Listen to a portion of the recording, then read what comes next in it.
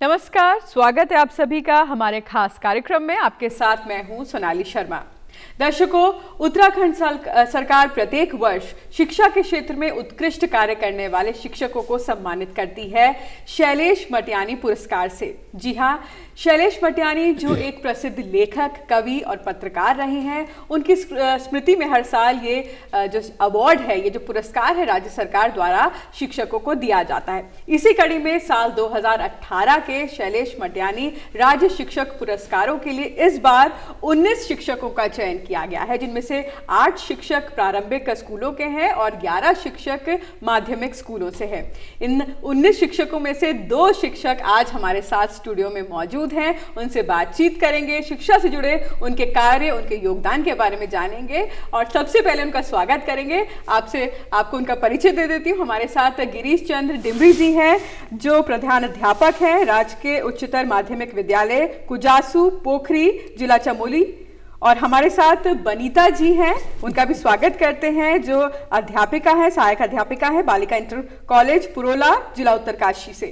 तो आप दोनों का बहुत बहुत स्वागत हमारे कार्यक्रम में और दूरदर्शन उत्तराखंड की तरफ से आप दोनों को शैलेश मटियानी पुरस्कार मिलने के लिए बहुत बहुत शुभकामनाएं। बहुत धन्यवाद। तो सर, गिरीश जी, आपसे शुरुआत करते हैं कार्यक्रम की। सबसे पहले जानना चाहेंगे इस अवार्ड के बारे में। आपको इस अवार्ड के लिए चयनित किया गया है, किस तरह का योगदान शिक्षा के क्षेत्र में आपका रहा है और अपने अनुभवों को आप जरा बताएं। मैम, 1990 से मैं शिक्षा विभाग में एज ए लेक्चरर मेरा अपॉइंटमेंट हुआ था जुलाई 1990 में, और तब से और लगातार 2017 तक जो है मैं प्रवक्ता भौतिक विज्ञान के पद पर कार्यरत रहा।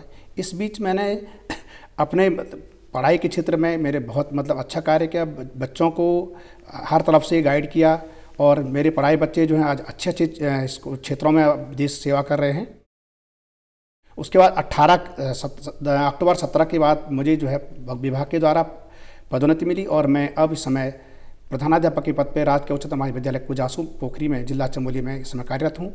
और लगातार शिक्षा के क्षेत्र में जो मुझसे बन रहा है उसको मैं कार्य कर रहा हूँ, बच्चों को इंस्पायर कर रहा हूँ शिक्षा के क्षेत्र में, पढ़ाई के क्षेत्र में, और अच्छे कार्य करने। विशेष तौर से मेरा ध्यान फोकस जो मेरा है वो बालिका शिक्षा, बेटी बचाओ बेटी पढ़ाओ पर मेरा कार्यक्रम है। और मैं जहाँ भी संभव हो सके मैं बालिकाओं की पढ़ाई के लिए मैं तत्पर रहता हूँ, उन हर प्रकार से सहायता करता हूँ और उनके जो गार्जियंस हैं उनको उनके बच्चों के भविष्य के बारे में, उनको बच्चों को पढ़ाने के लिए आगे अग्रसर करने के लिए, उनकी उन्नति के लिए मैं लगातार जन संपर्क करता रहता हूँ, ताकि बच्चों विशेषकर बालिकाओं की पढ़ाई, क्योंकि हमारे क्षेत्रों में बालिकाओं की पढ़ाई पर ध्यान कम दिया जाता है, केवल बेटों को ज़्यादा पढ़ाई का तवज्जो दी जाती है। तो मैं अभिभावकों से संपर्क करके बालिकाओं की शिक्षा के लिए प्रति उनको प्रेरित करता हूँ और ये चाहता हूँ कि बालिकाएँ आज आत्मनिर्भर बने। महिला सशक्तिकरण के उस पर जो है हम देखते हैं कि बालिकाएँ आत्मनिर्भर बने, वो जो है अपने पैरों पर खड़े हों और देश सेवा में अपना नाम रोशन करें। मैं विशेष तरह से डिस्ट्रिक्ट जिला चमोली में आजकल हमारी डीएम साहिबा हैं, उनका उदाहरण देता हूँ। इससे पहले हमारे विभाग में हमारी निदेशिका थी श्रीमती पुष्पा मानस जी, उनका उदाहरण देता हूँ। हमारी उत्तराखंड राज्य की महिला में कंचन भट्टाचार्य मैडम जो हमारी डीजी रही पुलिस की, उनका उदाहरण देता हूँ कि भाई बालिकाएं जब पढ़ेंगी तभी आगे आएंगी और तभी देश का नाम या क्षेत्र का नाम रोशन करेंगी, तभी आपका नाम रोशन करेंगी। तो ये मेरा छोटा सा प्रयास रहेगा कि मैं बालिका शिक्षा के प्रति अपने आप को समर्पित कर सकूँ। बिल्कुल सर, और ये आपका बड़प्पन है जो आप अपने प्रयास को एक छोटा सा प्रयास करार दे रहे हैं, जबकि आपके इस छोटे से प्रयास से बहुत बच्चों की जिंदगी में एक बड़ा परिवर्तन देखने को मिल रहा है। बालिका शिक्षा के प्रति मैंने एक थोड़ा सा और कार्य किया था। मैंने एक्चुअली मेरे एक राजमिस्त्री मेरे परिचित थे, मैंने उनसे पूछा कि आपकी बच्चे क्या करते हैं। उन्होंने कहा कि बेटी मेरी जो है मेरी अपनी मम्मी का हाथ बढ़ाती, छोटी बच्ची, पढ़ने वाली बच्ची, 8th पास उसने किया है। तो फिर मैंने ये देखा यार, मैंने कहा अगर हम इसकी दूरस्थ शिक्षा से अगर इन बच्चों का कुछ उन्नति कर सकें, क्योंकि मैं खुद 2010 में मैंने दूरस्थ शिक्षा के द्वारा बीएड की डिग्री हासिल की थी, तो थोड़ा उसके बाद मुझे अनुभव था। मैंने अपने प्रयास से राजकीय इंटर कॉलेज कर्णप्रयाग में NIOS यानी राष्ट्रीय मुक्त विद्यालय शिक्षण संस्थान की एक अध्ययन केंद्र की स्थापना करवाई और उसके बाद मैं अपने प्रयास में लग गया। और प्रारंभ में तो मुझे दिक्कत का सामना करना, कठिनाइयाँ हुई, क्योंकि कुछ लोगों ने भ्रांतियाँ फैलाई कि साहब ये हो सकता है फ्रॉड हो, लेकिन मैंने उनको बताया कि नेशनल का बोर्ड है, फ्रॉड नहीं हो सकता है। तो प्रारंभ में उसके प्रति धीरे धीरे रुझान कम था, लेकिन बाद में मैंने अपने जो संपर्क दोस्त थे, साथी थी दूर क्षेत्रों में, उनसे कहा कि भैया अगर जो बच्चे आपके स्कूल नहीं जा सकते हैं आप उनको इस क्षेत्र से, इस अध्ययन केंद्र से जोड़ें और हम दूर शिक्षा के माध्यम से उन बच्चों का हित कर सकें, उन बच्चों को पढ़ाई के क्षेत्र में आगे बढ़ा सकें। विशेष रूप से वो बालिकाएं या वो महिलाएं जो अपनी निजी परिस्थितियों की बस स्कूलिंग में जाने में असमर्थ, स्कूल जाने में असमर्थ हैं, उनके लिए पढ़ाई के क्षेत्र में कुछ कार्य करने के लिए मैंने ये छोटा सा रास्ता चुना और उससे मुझे बाद में बहुत अच्छी सफलता मिली। धीरे धीरे उसमें बच्चों की संख्या बढ़ने लगी, बालक भी थे उसमें, बालिकाएं भी थी, यहाँ तक कि जो शादीशुदा औरतें जो पढ़ना चाहती थी उनको भी उसमें हमने पढ़ने के लिए प्रेरित किया और उसमें मुझे काफ़ी सफलता मिली। धन्यवाद। बिल्कुल। वनीता जी, अब आप से जानेंगे, आप बताइए आपका योगदान किस तरह से शिक्षा के क्षेत्र में रहा और आज आप इस मुकाम पर पहुंची हैं कि आपको शैलेश मटियानी जो पुरस्कार है उसके लिए राज्य सरकार ने चयनित किया है, तो आप अपने अनुभवों को हमारे दर्शकों के साथ साझा करें। पुरस्कार के लिए तो मैं अपने पूरी टीम को, मेरी विद्यालय जो टीम है, जो मेरी संस्था अध्यक्ष हैं, मेरी प्रिंसिपल वंदना ढोंडियाल जी, और उससे पहले मैं 2 प्रिंसिपल के अंडर में काम कर चुकी हूँ। उससे पहले रितम्बा सहमाल हैं, चमोली से हैं, वो दोनों का ही मुझे बहुत सहयोग मिला है और पूरी टीम का मुझे सहयोग मिला विद्यालय में, क्योंकि आपको पता कि विद्यालय बहुत बड़ा है, इंटर कॉलेज है, बड़ा स्टाफ होता है, तो वही है, जब तक आपका टीम वर्क नहीं है तब तक कुछ हो नहीं सकता है। और इस पुरस्कार के लिए जो आवेदन की प्रक्रिया से लेके वो सब भी उन्हीं का ही मोटिवेशन है मेरे लिए। अगर वो लगे रहें कि नहीं आपने बहुत काम किया है, आपको आपके काम के बारे में लोगों से भी हम सुनते हैं, तो हमने कहा चलो अप्लाई कर देते हैं। अब रही शिक्षा के क्षेत्र में, तो मेरी जो शिक्षा के क्षेत्र में जो कदम है वो सबसे पहले मैं प्राइमरी एजुकेशन में, क्योंकि मुझे सबसे बड़ा बेनिफिट ये मिला है कि मैं प्राइमरी एजुकेशन से लेके माध्यमिक एजुकेशन तक पहुंची हूं, तो जो ग्राउंड है, जो जड़ें हैं, मैं उन जड़ों से चली हूं। जिन बच्चों को जो है कोरी स्लेट है, मैंने उनको वहाँ से मैंने अपना अध्ययन कार्य, अध्यापन शिक्षण कार्य शुरू किया है, तो वो मेरे लिए एक मील का पत्थर साबित हुआ है। क्योंकि अगर आप एकदम, तो नीड जो है, जो बच्चे का जो असली जो उसका एजुकेशन का जो शुरुआत है, वहाँ से भी मुझे बहुत फ़ायदे मिले हैं। और वहाँ मैंने 25 साल जो है प्राइमरी एजुकेशन में काम किया है, और जिसमें मैं आवासीय विद्यालय में भी रह चुकी हूँ, कस्तूरबा गांधी, उसके बारे में मैं बात करना चाहूँगी। और प्राइमरी एजुकेशन में मैं रही हूँ, तो प्राइमरी एजुकेशन में भी जो है, जो मेरे प्राइमरी के बच्चे हैं, शायद उसी समय में 85 की मेरी ज्वाइनिंग है, और 88 में या 87 में नवोदय विद्यालय खुला था उत्तरकाशी पुरोला में, जवाहर नवोदय विद्यालय।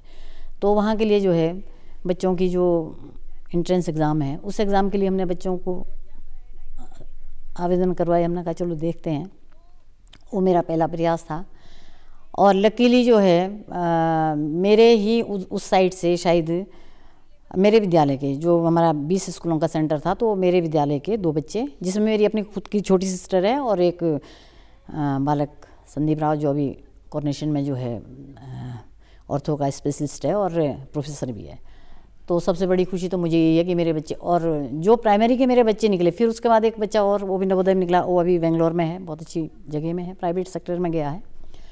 तो वहाँ उन बच्चों के साथ भी काम करने का, और वो बच्चे जो बच्चे उस समय प्राइवेट का प्रचलन कम था, आज से 20 साल पहले, 25 साल पहले।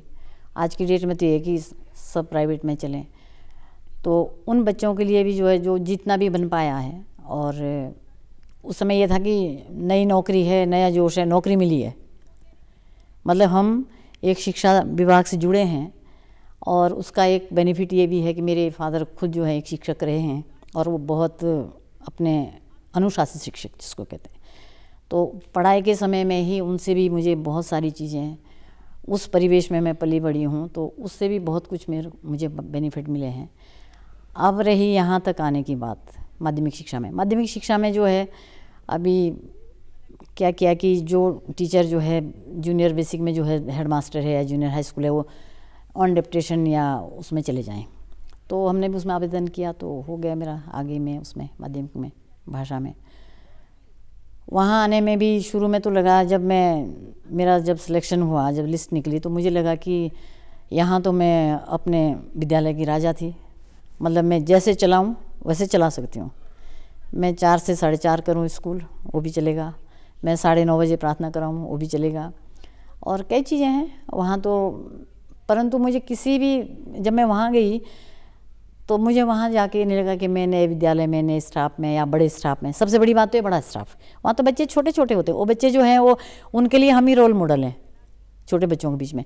बड़े बच्चों के बीच में आपको बहुत कुछ चीज़ें, आपको खुद को आने मतलब तैयार रहना पड़ता है।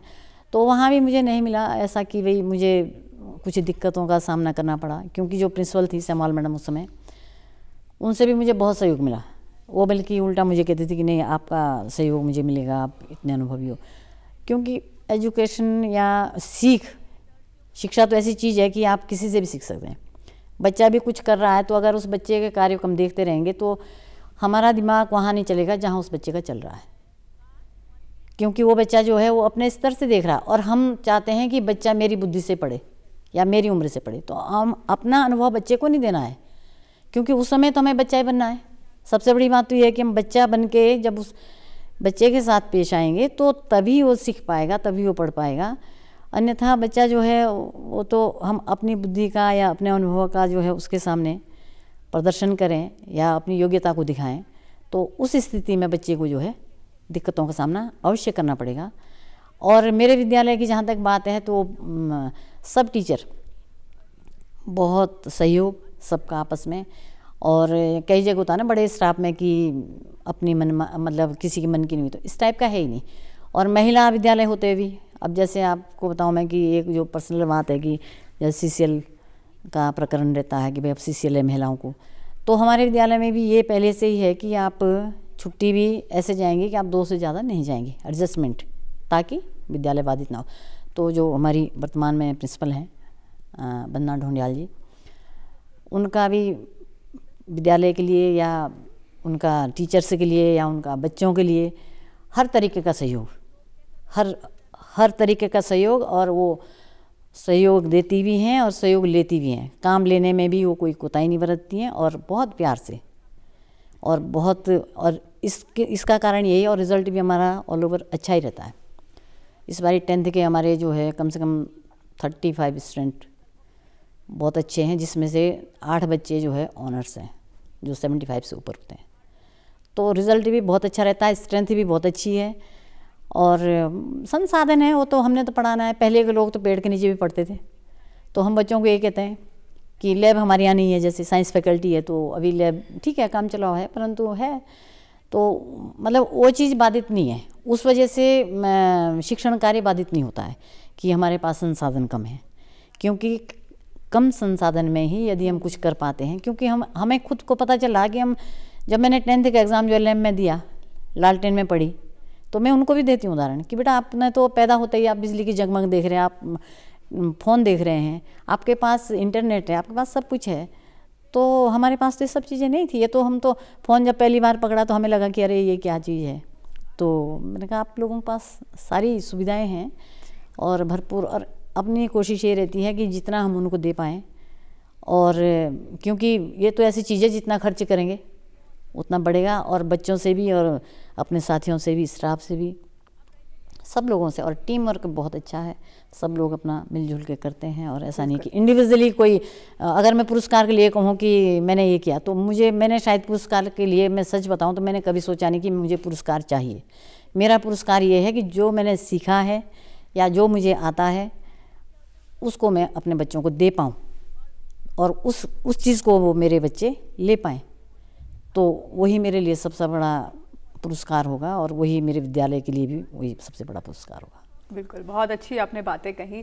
गिरीश जी, आपसे, बल्कि आप दोनों से ही जानना चाहूँगी, आज आप दोनों रोल मॉडल हैं कहीं ना कहीं बच्चों के लिए भी और हम सभी के लिए भी, लेकिन जब आपने शिक्षा के क्षेत्र में कदम रखा तब आपके रोल मॉडल्स कौन थे और क्या सोच के आपने शिक्षा का क्षेत्र चुना कि हमें इस क्षेत्र में आगे बढ़ना है? पहले आप बताइए सर। जब मैं छोटा था तो जो मेरे मतलब प्राइमरी के गुरुजी थे, उस समय से उनको देख के बड़ा एक रोल मॉडल थे मेरे। वो उनको देख के काफ़ी इंस्पायर हुआ कि मैं भी सोचा था कि मैं भी मतलब पढ़ के बड़ा होकर और गुरुजी की तरफ बनूंगा, एक सोच ही आई थी।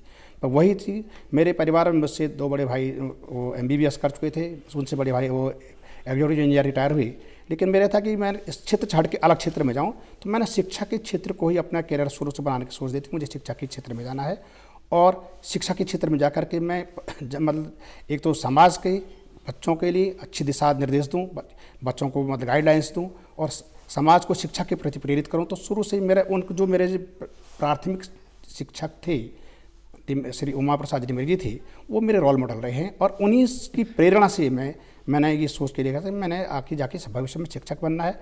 एमएससी जब मैंने की उसके बाद मैंने सीधा सा मतलब उसके लिए एक प्राइवेट स्कूल में गुरुराम राय में मैंने शिक्षण कार्य किया और उसके बाद मेरा इंटर कॉलेज राजकीय इंटर कॉलेज आदिबद्री में प्रवक्ता भौतिक विज्ञान पे सिलेक्शन हो गया। तो मैंने वहीं से अपना करियर शुरू कर दिया था और उससे ये हुआ कि मैं अपने परिवार अपने बच्चों को भी शिक्षा के प्रति अच्छा शिक्षा दे सकूं, परिवार बच्चों को मोटिवेट कर सकूं। मेरी बिटिया जब प्राइवेट स्कूल उसमें पढ़ती थी तो उसको उसमें बाल विज्ञान कांग्रेस में उसने नेशनल में प्रतिभाग किया। उसका को गाइड तो उनके अपने विद्यालय के शिक्षक थे, लेकिन को गाइड में था और मैंने उसको इस ढंग से प्रेरित किया कि वो बेटा बनोगी, आगे जाकर तुम मेहनत करो और उसके लिए को गाइड काम करते हुए वो उसने प्रतिभाग किया। इसमें राष्ट्रीय बाल विज्ञान कांग्रेस में उसने उड़ीसा में उसने प्रतिभाग किया था। और मैं आज भी अपने बच्चों को जो मेरे स्टूडेंट्स हैं उनको भी मैं प्रेरित करता हूं कि आपको किस क्षेत्र में जाना है, आपको क्या करना, भविष्य में क्या बनना है।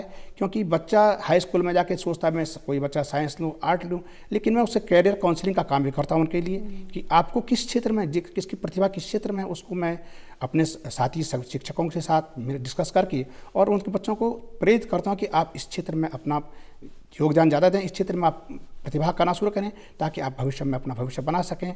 तो मेरा रोल मॉडल वही रहे, मेरे जो प्राथमिक शिक्षक थे उन्हीं के आधार उन्हीं के कथनानुसार या उनसे प्रेरणा लेकर के मैंने शिक्षा को अपना आजीविका भी समझ लीजिए उसको, चाहे अपना व्यवसाय समझिए उसको मैंने चुना था। बिल्कुल। और बनीता जी यही सवाल आपसे भी पूछना चाहूँगी कि आपके मन में क्या था जब आपने शिक्षा के क्षेत्र में कदम रखा? आपके उस वक्त क्या रोल मॉडल्स थे और आप कितनी आश्वस्त थी कि हाँ मैं इस क्षेत्र में जब आगे जाऊँगी तो बहुत कुछ अच्छा कर सकती हूँ? जब मुझे पहले तो मेरे खुद के फादर शिक्षक थे प्राइमरी एजुकेशन में और वो ये चाहते थे कि शिक्षिका अध्यापन कार्य बेटियों के लिए सबसे अच्छा सेफ, उनका ये मान कहते थे वो कि बेटा सबसे अच्छा है। और दूसरी बात ये है कि पुण्य का कार्य है, इसमें आप 4 को 4 ही पढ़ाएंगे, 8 को 8 ही पढ़ाएंगे, इसमें आप मिलावट नहीं कर सकते, उनका ये था। अच्छा, और मेरा अपना मानना ये था कि शिक्षा के क्षेत्र में मुझे जाना तो था पर मैं चाहती थी कि मैं उच्च शिक्षा में जाऊँ। कुछ परिस्थितियाँ ऐसी रही कि पारिवारिक जो भी है, तो सबसे पहले तो मेरे पेरेंट्स ही नहीं रहे, तो उस क्षेत्र में जो है मेरे एक गुरुजी थे, अभी वो नहीं हैं, तो बहुत हर चीज़ में कहते रहते थे। और उसके बाद प्राइमरी में, और प्राइमरी भी मैंने 5th पास जो है 1 साल के लिए मैं अपने फादर के साथ चली गई थी। मदर के जाने के बाद नहीं रही तो मुझे वो ले गए। और उसके बाद जो मेरे जूनियर, जब मैं इंटर कॉलेज गई, और मेरा इंटर कॉलेज जो है 15 किलोमीटर और जिसमें 7-8 किलोमीटर पैदल और 5-6 किलोमीटर गाड़ी का, मगर हम रूम लेके वहाँ रहते थे, कमरा हमारे लेकर रखा था। और वहाँ जो गुरुजी जो भी जितने थे, इंटर कॉलेज में तो बड़ा स्टाफ रहता है, तो फादर की वजह से जो जानते थे कि गुरुजी की बिटिया है, तो कहीं ना कहीं वो मुझे बहुत मोटिवेट करते थे पढ़ाई के लिए भी कि देखो तुम्हारे पिताजी इतने अच्छे टीचर हैं, तुम भी अच्छी पढ़ाई लिखाई करो। और डरते तो बहुत थे, आप अब के बच्चे में और तब के विद्यार्थी में तो बहुत अंतर है। हम तो जहाँ गुरुजी मिल गए, अगर मुझे नमक के लिए भी बाजार, मैं शायद 6th से इंटर किया मैंने, मैं शायद बाज़ार में दुकान में कभी नहीं गई। हाराकोट छोटी सी दुकान बाजार जगह है अभी भी, वहाँ गिन के 3 दुकानें हैं, मुझे अभी भी याद है। और कभी होटल में कभी चाय नहीं पी हुई, क्योंकि वो घर का थोड़ा सा भय। और गुरुजी, और जहाँ रहते थे वो गुरुजी लोगों की कॉलोनी थी, जिसमें एक क्वार्टर हमें भी मिला था। तो ऐसा उन गुरुजी लोगों का भी आशीर्वाद रहा होगा। और जब हम इंटर का मैंने एग्ज़ाम दिया था, एग्ज़ाम होने वाले थे, तो मैं तो इसलिए बच्चे फेयरवेल दी तो इसलिए रो रही थी कि अरे हम स्कूल छोड़ के जा रहे हैं। तो उन्होंने राव जी थे, अतर सिंह राव जी, तो उन्होंने मुझे कहा कि देखो स्कूल छोड़ के नहीं जा रहे हो, तुम कहीं और जगह भी जाओगे, और ये सब चीज़ें बेटा तुम्हारे लिए नहीं है। और इमोशनल है, बचपना था कि मैं तुम्हें ऐसा देखना चाहता हूँ कि तुम कहीं ना कहीं इसी क्षेत्र में आगे जाओ, तो कि क्या करना चाहती हो। मैंने कहा जी जो परिवार वाले कराएंगे, क्योंकि मैं तो ये चाहती थी कि मैं ग्रेजुएशन पीजी करूं, हालांकि पढ़ा मैंने सब कुछ उसके बाद। तो बीए पार्ट 1 करके जो है यहीं देहरादून से ही एमकेपी से, और मेरा सिलेक्शन बीटीसी में हो गया। मैं चली गई, बतेरा मना किया मैंने अपने फादर को कि मैं नहीं जाना चाहती हूँ। उन्होंने कहा देखो तुम्हारा सिलेक्शन हुआ है, मुंह के आगे की थाली है, इसको मत ठुकराइए, जो कुछ करना है करते जाइए।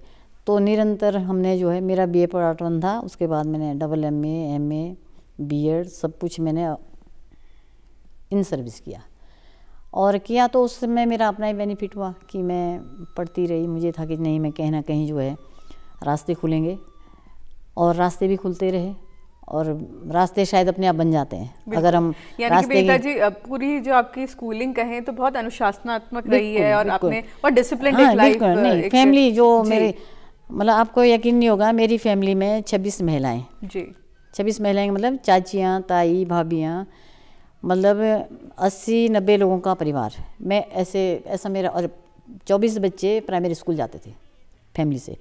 तो मेरी तो मतलब जॉइंट फैमिली जिसको कहते हैं, ज़बरदस्त जॉइंट फैमिली। और वो भी हमारे पिताजी लोग जो हैं ये अलग अलग दादा लोगों के, हमारे दादा भी अलग अलग। तो 7 पीढ़ी में बंटे हैं। जब 7 पीढ़ी थी तब डिवाइडेशन हुआ है। और मेरे अपने ऐसे रिलेशन में चाचा ताऊ ऐसे कुछ नहीं है।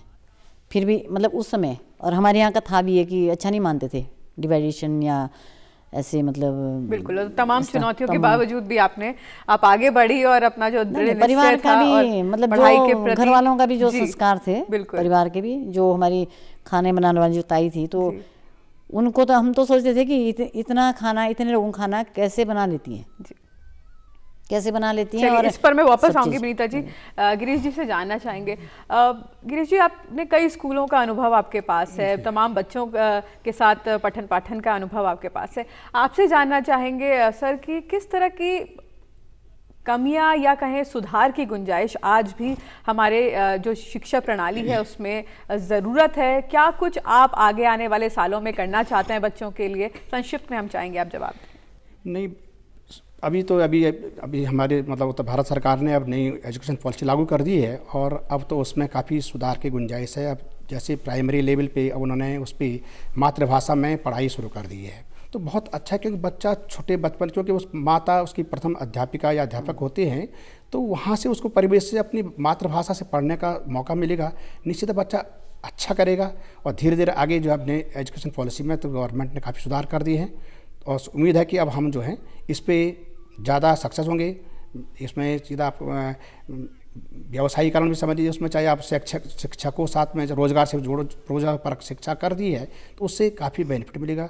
तो बच्चों को हम यही राय देंगे कि आप अपना मन लगा के अपनी पढ़ाई पर ध्यान दें, और समाज के साथ मतलब कंधा में रख के चलें, और पढ़ाई अब जो आपकी है वो उसमें आप दाएँ बाएँ ना हो, और वही सबसे बड़ा है। और उसी पढ़ाई से ही आपका कैरियर बनना है। और नई एजुकेशन पॉलिसी उस पर अभी हमारी कल से उसमें 3 दिन की ट्रेनिंग भी होने जा रही है। उस पर अब काफ़ी कुछ परिचर्चा अब हमारी निदेशालय में कल सीमेंट में होने जा रही है देहरादून में, तो उस पर काफ़ी कुछ अब कल होगी। तो उसमें अब ठीक है, आज तक अलग था शिक्षा की थोड़ा सा, क्योंकि 34 साल से हमारी एक शिक्षा प्रणाली चली थी, उसमें काफ़ी कमियां थी। लेकिन अब जो न्यू एजुकेशन पॉलिसी आ गई है उसमें काफ़ी कुछ सुधार की गुंजाइश है। और सबसे महज है उसमें बच्चे को 5वीं तक मातृभाषा में पढ़ना, वो सबसे अच्छा हो गया है। और उम्मीद करते हैं इससे हमारे बच्चे जो हैं आगे बहुत कुछ उसमें उन्नति करेंगे। बिल्कुल विनीता जी, आप किस तरह से देखती हैं आने वाले सालों में? अब तक जो पठन पाठन की प्रक्रिया आप लोगों के द्वारा जारी है, आने वाले सालों में आप किस तरह के बदलाव देखना चाहती हैं? क्या क्या ऐसी चीज़ें हैं जो आप चाहती हैं कि शिक्षा व्यवस्था में वो शामिल हो, जिससे बच्चों को और अधिक प्रोत्साहन मिले, उनके रास्ते, उनके दरवाजे और अधिक खुलें? नहीं, ऑलरेडी अभी तो जो ICT का जो चल रहा है, तो बच्चों के लिए तो अभी बहुत कुछ है, क्योंकि बहुत छोटी प्राइमरी एजुकेशन का बच्चा भी जो है अच्छे से जो है हैंडल कर लेता है ICT के प्रोग्राम को। जैसे अभी ऑफलाइन ऑनलाइन में भी जो चला है, तो हालांकि हम जिस बैकग्राउंड से आते हैं उस बैकग्राउंड में हमारे जो बच्चे आते हैं जिस बैकग्राउंड से, वो उन बच्चों के आर्थिक स्थिति, या सोचिए कि कहीं जो है नेट का प्रॉब्लम है, नेटवर्क जो है नहीं चल पाता है, तो वो बच्चे भी जो है उससे जो है रह जाते हैं। और इस चीज़ के लिए अभी उस क्षेत्र में जहाँ से मैं आती हूँ, मोरी ब्लॉक से, वहाँ अभी टावर लग चुके हैं या लग रहे हैं, आगे के लिए भी वो शायद उसमें वो है। और एजुकेशन के लिए तो जैसे सर ने कहा कि ये मुझे भी कहीं ना कहीं अंदर से कचोटता था कि हमारे बच्चे जो है हिंदी को अच्छा से नहीं पढ़ पाते हैं, क्योंकि मैं हिंदी की शिक्षिका हूँ और बच्चे बहुत अशुद्ध लिखते हैं जैसे, या उनको लिखना नहीं आता, वो हिंदी में मतलब हिंदी के बीच में जो अंग्रेजी का वर्ड्स निकाल बोलते हैं। तो उन सब चीज़ों के लिए जो है अगर एक तरफाई भाई आपकी ये इस भाषा हिंदी है, मातृभाषा है, तो आप मातृभाषा में ही उतना वो पढ़ें भी, उसकी मतलब उनका कॉन्सेप्ट इतना क्लियर हो कि उनको हिंदुस्तानी बोलने में गर्व हो। और एजुकेशन के लिए तो अभी जो भारत सरकार कही आप, या अभी हमारे पास कितने दे रखे हैं, ज्ञानदीप ऐप है और दूसरे तीसरे ऐप है, ये खोलिए और इसमें सब कुछ है, जिस बच्चों के लिए भी ऑनलाइन के लिए भी था। मगर उसका कारण ये था कि जिन बच्चों के पास था उन लोगों ने अपना फ़ायदा उठाया, और उसके बावजूद भी फिर हम लोगों ने ऑफलाइन में भी अपना कार्य जारी रखा कि हम अपनी टीम बना के गाँव गए और बच्चों के साथ जो है हमने काम किया, बच्चों के पेरेंट्स को भी मोटिवेट किया। और जिनके जो बड़ी क्लास के बच्चे हैं जिनको ऑनलाइन में जो है उनको ज़रूरी था, बोर्ड के बच्चों को भी, तो उनके पेरेंट्स को कहा कि अगर आप ला सकते हैं। हमने तो ये भी उनको सलाह दी है कि अगर गांव में तीन लोगों के पास स्मार्टफोन है और हमारे जो है 5-7 बच्चे एक ही क्लास के हैं, 5-7 बच्चे हैं ऐसे बच्चे, तो उनको हमने ये सलाह दी थी कि आप एक ही मोबाइल से आपका काम चल सकता है, क्यों हम खर्चा करें। एक बच्चे के पास है, वो उस काम को आप मंदिर के साथ जो है बैठ जाइए आंगन में धूप में दिन में और उस काम को करिए। और हमारा काम देने का काम भी ये था कि हम शाम को देते थे, क्योंकि अगर फ़ोन वो कहते थे फ़ोन जो है पापा के पास है, पापा घर पे नहीं, तो वो काम हम शाम को देते थे ताकि उस काम को नेक्स्ट डे। बिल्कुल, यानी कि कहीं ना कहीं वनिता जी प्रयास यही था कि बच्चे शिक्षा से वंचित ना रहें। आप दोनों हमारे कार्यक्रम में आए और आपने जो अपने अनुभव है वो हमारे दर्शकों के साथ साझा किया। आप दोनों का कार्यक्रम में आने के लिए बहुत बहुत शुक्रिया। Thank you. तो दर्शकों, आशा करते हैं आपको आज का हमारा जो ये कार्यक्रम है पसंद आया होगा। आगे भी आपको तमाम हस्तियों से रूबरू कराते रहेंगे। फिलहाल के लिए इजाजत दीजिए। देखते रहिए दूरदर्शन उत्तराखंड। नमस्कार।